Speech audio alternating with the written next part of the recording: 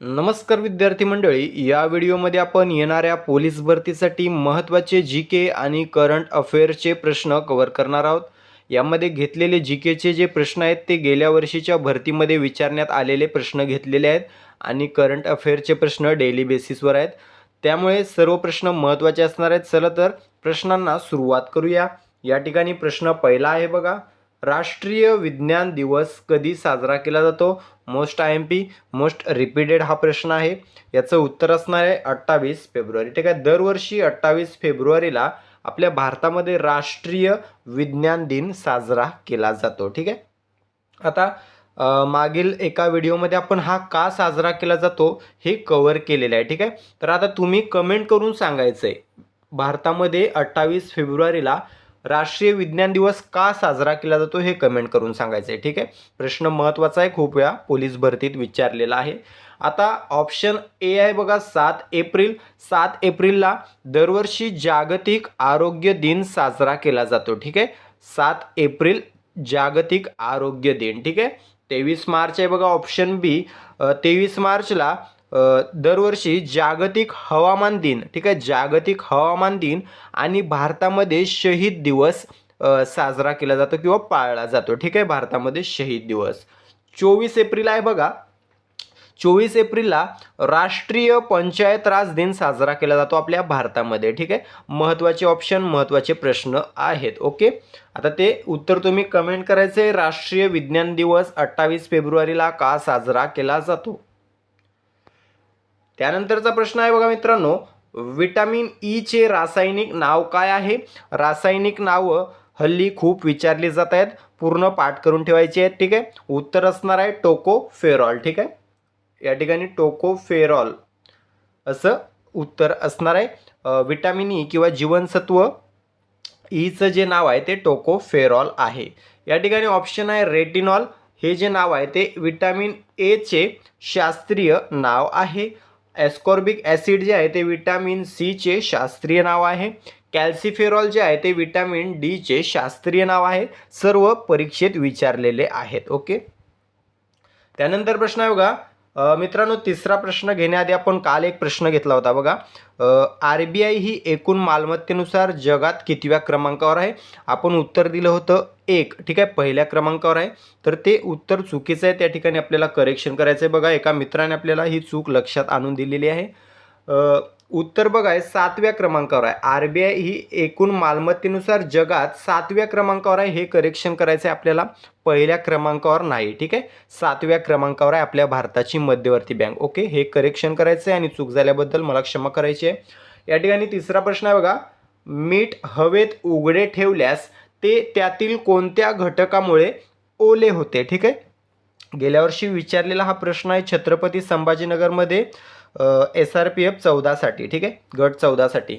उत्तर आहे बघा त्यांनी दिलेलं सोडियम नायट्रेट. ठीक आहे, सोडियम नायट्रेट हे उत्तर दिलेलं आहे, परंतु मी क्रॉस चेकसाठी गुगल व इंटरनेटील सर्व जे काही स्रोत आहेत त्याच्यावर चेक केलं तर उत्तर मॅग्नेशियम क्लोराईड हे येत आहे. ठीक आहे, अगोदर विचारलेले प्रश्न आहेत त्यामध्ये मॅग्नेशियम क्लोराईड हे उत्तर येत आहे, परंतु छत्रपती संभाजीनगर जिल्हा जो आहे SRPF 14 गटसाठी प्रश्न विचारण्यात आला आहे, त्यांनी उत्तर दिलेलं आहे सोडियम नायट्रेट.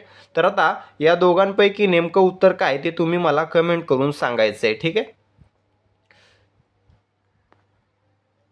त्यानंतरचा प्रश्न आहे, शक्ती लष्करी सराव कोणत्या 2 देशांमध्ये आयोजित केला जातो? शक्ती हा जो लष्करी सराव आहे तो कोणत्या 2 देशांमध्ये आयोजित केला जातो? भारत व फ्रान्स. ठीक आहे, भारत व फ्रान्स या 2 देशांमध्ये हा सराव आयोजित केला जातो.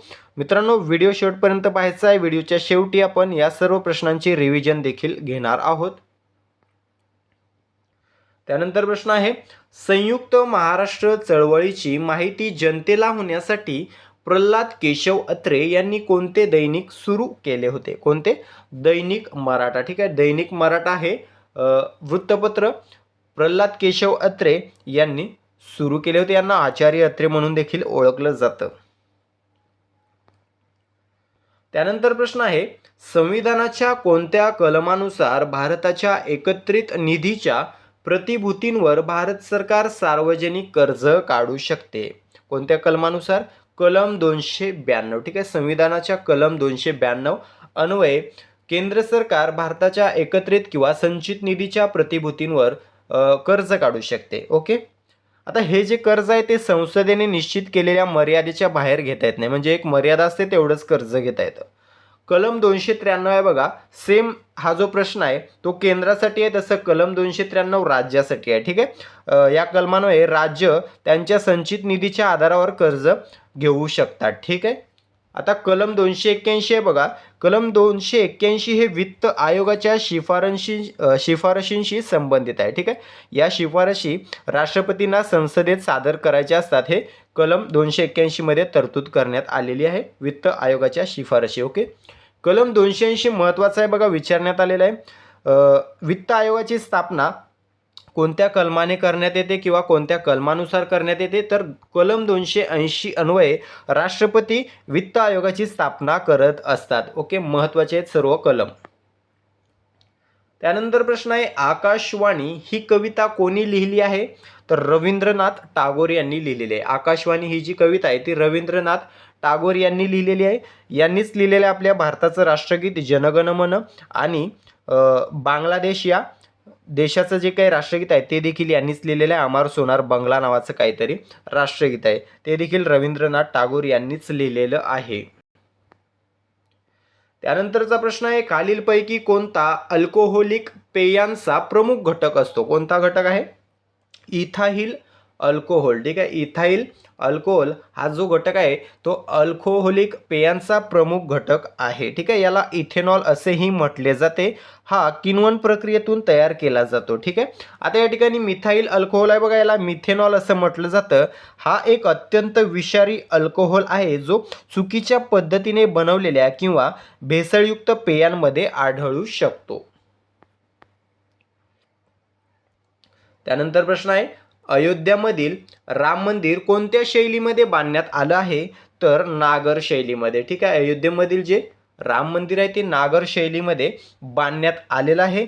याचं उद्घाटन झालेलं बघा 22 जानेवारी. ठीक आहे. 22 जानेवारी 2024 रोजी पंतप्रधान नरेंद्र मोदी यांच्या हस्ते उद्घाटन झालं होतं. राम मंदिर जे आहे ते उत्तर प्रदेशमध्ये आहे. शरयू नदीकाठी वसलेलं हे मंदिर आहे. ठीक आहे. याच्यावर प्रश्न येणार आहे बघा या भरतीमध्ये धर्मध्वजा संबंधित. ठीक आहे. हमखास प्रश्न येणार आहे 101% धर्मध्वजाची जी घटना आहे ते आपण करून ठेवायची आहे. धर्मध्वज जो आहे तो अयोध्या मंदिरावर बघा 25 नोव्हेंबर 2025 रोजी. ठीक आहे. 25 नोव्हेंबर 2025 या दिवशी लावण्यात आला धर्मध्वज, नाव देण्यात आलेले बघा. कधी लावण्यात आला, 25 नोव्हेंबर 2025 ला नरेंद्र मोदी यांच्या हस्ते लावण्यात आला. आता याच्यावर कोणते चिन्ह आहेत हा प्रश्न विचारण्यात येणार आहे. ठीक आहे. तर हा जो धर्मध्वज आहे तो केशरी रंगाचा आहे किंवा नारंगी किंवा भगव्या रंगाचा आहे बघा. याच्यावर आहे सूर्य, ओम आणि कोविदार वृक्ष. ठीक आहे. 3 चिन्ह आहेत बघा, सूर्यामध्ये ओम आणि बाजूला कोविदार वृक्ष, हे 3 चिन्ह आहेत. ठीक आहे. हे चिन्ह विचारले जाऊ शकतात. त्यानंतर विचारलं जाईल कोणी तयार केलेलं आहे, रचना कोणी केलेली आहे, तर गुजरातचे कश्यप मेवाडा किंवा मेवाड. ठीक आहे. कश्यप मेवाडा यांनी या ध्वजाची रचना केलेली आहे. ठीक आहे. आता या राष्ट्रध्वजा संबंधित इतर जरी माहिती तुम्हाला माहीत असेल तर कमेंट करा आणि माहिती काढून ठेवा. याच्यावर एक प्रश्न हमखास येणार आहे. ठीक आहे. त्यानंतर प्रश्न आहे, भारत हे खालीलपैकी कोणत्या प्रकारचे राष्ट्र नाही. हा देखील प्रश्न मागील 2-3 भरत्यांमध्ये खूप वेळा रिपीट झालेला आहे. उत्तर आहे बघा साम्यवादी. ठीक आहे. भारत हे साम्यवादी प्रकारचे राष्ट्र नाही. इतर जे 3 पर्याय आहेत त्या प्रकारचं आपलं राष्ट्र आहे. ठीक आहे. भारत.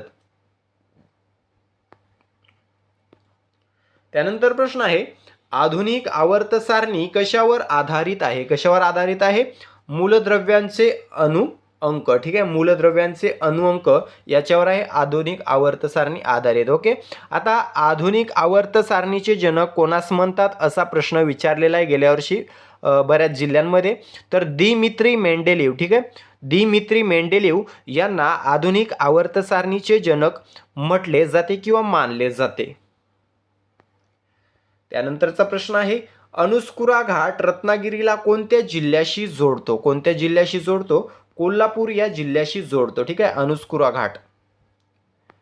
त्यानंतरचा महत्त्वाचा प्रश्न बघा, समाजवादी, धर्मनिरपेक्ष व राष्ट्राची एकात्मता किंवा अखंडता हे शब्द कितव्या घटना दुरुस्तीनुसार संविधानाच्या सरनाम्यात समाविष्ट करण्यात आले? महत्त्वाचा प्रश्न आहे, खूप वेळा रिपीट झालेला आहे.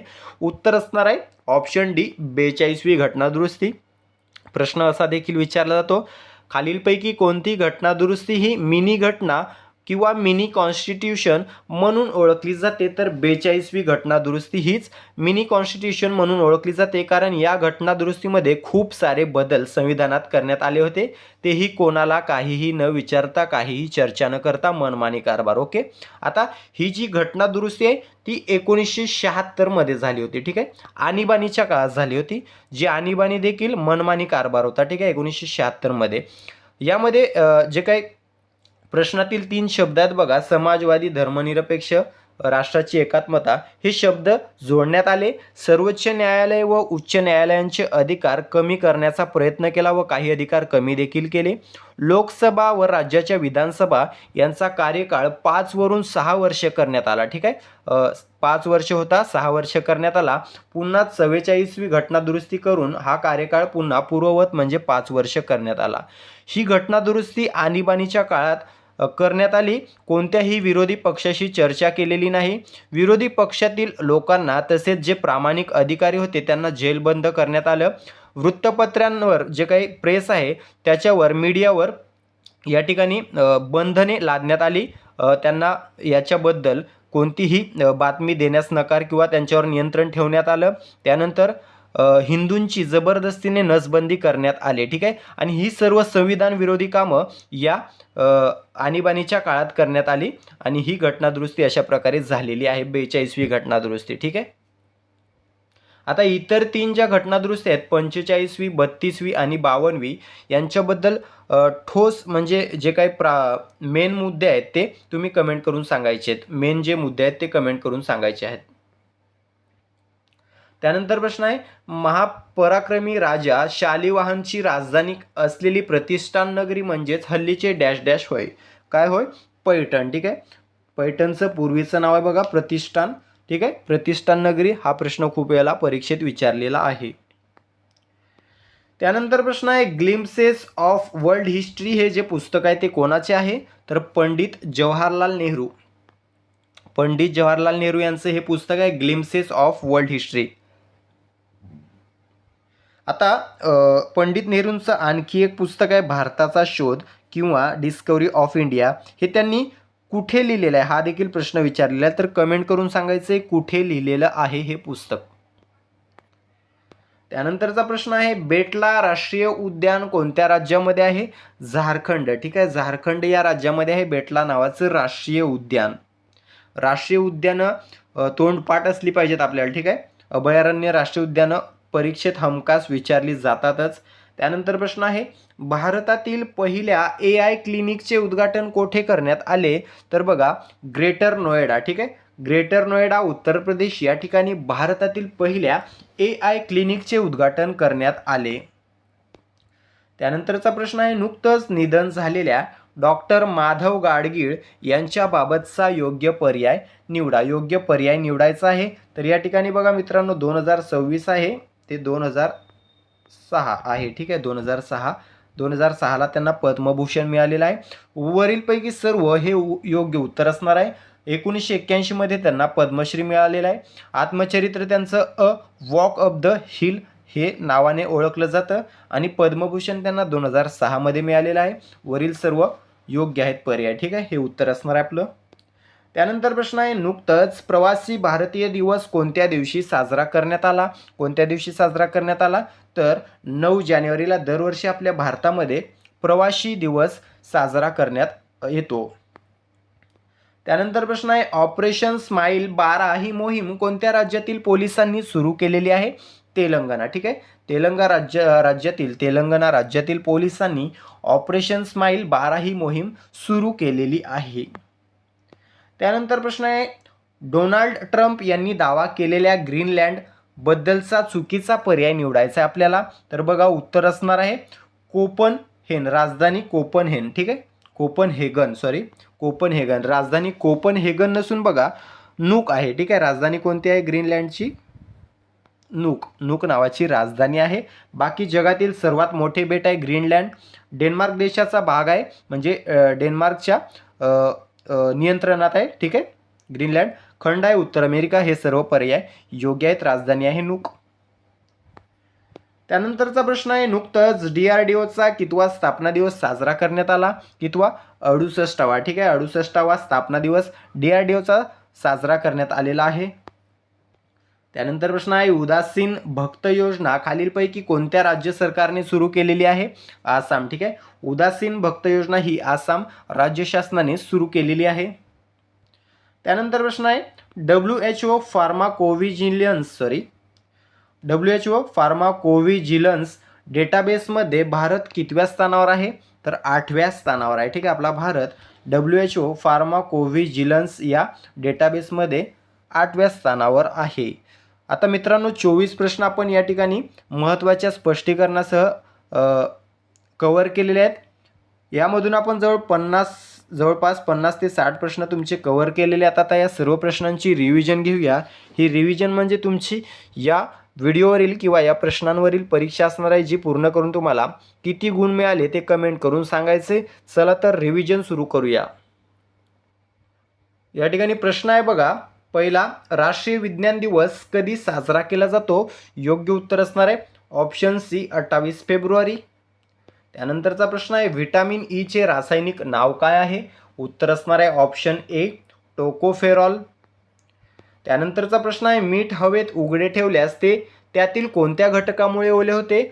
उत्तर बघा, प्रश्नपत्रिकेनुसार सोडियम नायट्रेट आहे, परंतु मॅग्नेशियम क्लोराईड हे बऱ्याच ठिकाणी योग्य उत्तर आहे. तर या दोघांपैकी कमेंट करून सांगायचे नेमकं उत्तर काय आहे.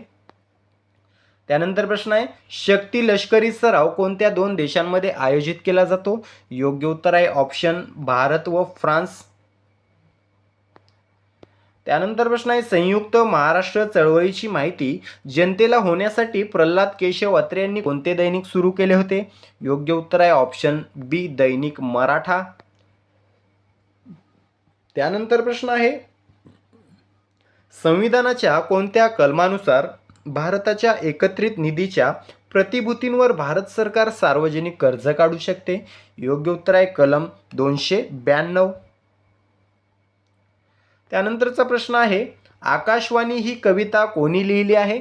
योग्य उत्तर असणार आहे ऑप्शन डी रवींद्रनाथ टागोर. पुढील प्रश्न आहे, खालीलपैकी कोणता अल्कोहोलिक पेयांचा प्रमुख घटक असतो? योग्य उत्तर असणार आहे इथाइल अल्कोहोल. त्यानंतरचा प्रश्न आहे, अयोध्यामधील राम मंदिर कोणत्या शैलीमध्ये बांधण्यात आले आहे? नागर. ठीक आहे, नागर शैलीमध्ये बांधण्यात आलेले आहे. त्यानंतर प्रश्न आहे, भारत हे खालीलपैकी कोणत्या प्रकारचे राष्ट्र नाही? योग्य उत्तर असणार आहे ऑप्शन डी साम्यवादी. त्यानंतरचा प्रश्न आहे, आधुनिक आवर्त सारणी कशावर आधारित आहे? योग्य उत्तर असणार आहे ऑप्शन डी मूलद्रव्यांचे अणुअंक. त्यानंतर प्रश्न आहे, अनुस्कुरा घाट रत्नागिरीला कोणत्या जिल्ह्याशी जोडतो? योग्य उत्तर असणार आहे ऑप्शन सी कोल्हापूर. त्यानंतर प्रश्न आहे, समाजवादी धर्मनिरपेक्ष व राष्ट्राची एकात्मता हे शब्द कितव्या घटना दुरुस्तीनुसार संविधानाच्या सरनाम्यात समाविष्ट करण्यात आले? योग्य उत्तर आहे ऑप्शन डी 42वी. त्यानंतर प्रश्न आहे, महापराक्रमी राजा शालिवाहनची राजधानी खालीलपैकी प्रतिष्ठान नगरी म्हणजेच हल्लीचे डॅश डॅश होय? काय उत्तर आहे ऑप्शन सी पैठण. त्यानंतर प्रश्न आहे, ग्लिम्सेस ऑफ वर्ल्ड हिस्ट्री हे पुस्तक कोणाचे आहे? योग्य उत्तर आहे ऑप्शन बी पंडित नेहरू. त्यानंतर प्रश्न आहे, बेटला राष्ट्रीय उद्यान कोणत्या राज्यामध्ये आहे? उत्तर आहे झारखंड. त्यानंतर प्रश्न आहे, भारतातील पहिल्या AI क्लिनिकचे उद्घाटन कुठे करण्यात आले? योग्य उत्तर आहे option C greater Noida Uttar Pradesh. त्यानंतर प्रश्न आहे, नुकतंच निधन झालेल्या डॉक्टर माधव गाडगीळ यांच्या बाबतचा योग्य पर्याय निवडा. योग्य उत्तर आहे ऑप्शन डी वरीलपैकी सर्व योग्य. पद्मभूषण जो आहे तो 2006. ठीक आहे. त्यानंतरचा प्रश्न आहे, नुकतंच प्रवासी भारतीय दिवस कोणत्या दिवशी साजरा करण्यात आला? उत्तर असणार आहे ऑप्शन सी 9 जानेवारी. त्यानंतर प्रश्न आहे, ऑपरेशन स्माईल 12 ही मोहीम कोणत्या राज्यातील पोलिसांनी सुरू केली आहे? उत्तर असणार आहे ऑप्शन डी तेलंगणा. त्यानंतर प्रश्न आहे डोनाल्ड ट्रम्प यांनी दावा केलेल्या ग्रीनलँडबद्दलचा चुकीचा पर्याय निवडा. योग्य उत्तर ऑप्शन बी राजधानी कोपेनहेगन. त्यानंतर प्रश्न आहे नुकतंच DRDOचा कितवा स्थापना दिवस साजरा करण्यात आला. योग्य उत्तर आहे ऑप्शन सी 68वा. त्यानंतर प्रश्न आहे उदासीन भक्त योजना खालीलपैकी कोणत्या राज्य सरकारने सुरू केली आहे. योग्य उत्तर आहे ऑप्शन सी आसाम. त्यानंतर प्रश्न आहे WHO फार्माकोव्हिजिलन्स डेटाबेसमध्ये भारत कितव्या स्थानावर आहे. योग्य उत्तर आहे ऑप्शन बी 8व्या. तर मित्रांनो अशा प्रकारे आपण अगोदर 24 प्रश्नांचं महत्त्वाचं स्पष्टीकरण व 24 प्रश्नांची रिव्हिजन देखील कव्हर केलेली आहे. आता 24 पैकी किती उत्तरं तुम्हाला बरोबर द्यायला जमलेले आहेत कमेंट करून सांगायचं आहे. सोबतच आपला जिल्हा देखील कमेंट करा. व्हिडिओ आवडला असेल व्हिडिओला फक्त एक लाईक आणि एक शेअर करायचं आहे आणि चॅनलला सबस्क्राईब करून घ्यायचं आहे. भेटूया पुढील भागामध्ये. तुर्तास थांबतो. धन्यवाद.